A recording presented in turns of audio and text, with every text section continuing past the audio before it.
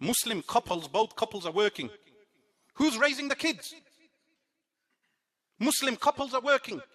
Who's raising the kids? They go and give their kids to carers. This is a new trend. I don't know if the trend is common in Oldham, but the more south you go, the more different the terrain changes. Husband and wife both go out to work.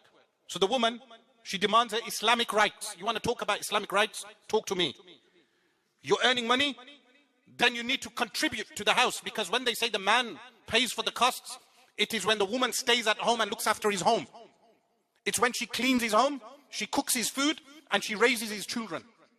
Why don't you mention that in the Islamic rights? When they say the man pays for the costs, it means the woman stays at home, she cooks the food, she cleans the house. And I'm not mentioning in-laws, that's a different issue. I'm talking about the house she lives in, she cleans it. She feeds the children, she raises the children, she cooks the food, and the husband pays for everything. But if the woman is earning, then she is not doing her side of the contract, of the marriage. So the man doesn't need to pay for all the costs. Then they can share the costs. If they want to live like that, it's like when you marry, some people, they may marry a woman, they go to a chip shop, the woman says, I'll pay for my food, you pay for yours. That's the type of women they're marrying. And then when they need to foot the bill, what happens is that the woman then will realize and say, okay, let's go back to our traditional values. I'll stay at home, I'll raise the kids, I'll clean the house, I'll obey my husband in good things. And the husband gives her rights, which is paying for the maintenance. He doesn't beat her. The abuse of women is haram. He doesn't harm her in any way. She has rights as well. And then there's this new trend.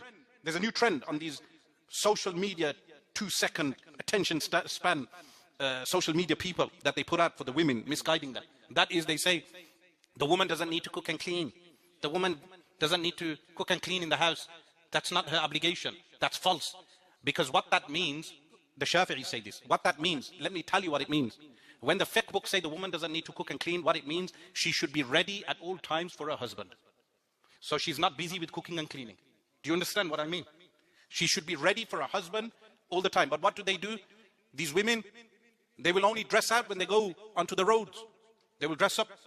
They will dress up in weddings. But then, when they get home, they won't dress up for the man. But then they will demand their rights and saying, I don't need to cook and clean, so let's go out to eat. Let's order a takeaway. So the man's spending 40, 50, 60 pounds daily on takeaways. And when his money runs out, he goes to the cheap chicken and chip shops. That's the sad reality. That's what's happening on the ground. So do not be fooled by just the hijab and the fake Islamic persona, this fake Islamic persona. Real Islamic people look after their parents. So you have this new illness, and this illness should not grow in our community of placing parents in old people's homes. If you marry a woman, okay, the right of the woman is she doesn't need to look after your parents. Okay, fair enough. But did you know the man has the right to prevent the woman then to visit her own parents? Talk about that right. Yes, it's in books like Al-Quduri. They mention that right. The man has the right to prevent her from going to her parents' home.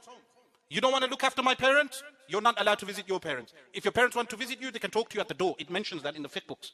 The man has the right not to allow her parents in the house. You should be, so if you want to play equal rights, let's play equal rights. Do you understand this? So many of these men, they come and complain to me about their marriages.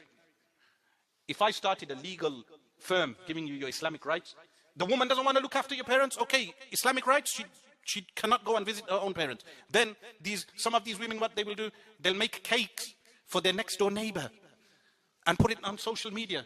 This is what people tell me. And they say, look, I made a cake for my non-Muslim next door neighbor woman, but their mother-in-law, they will hate her like the devil.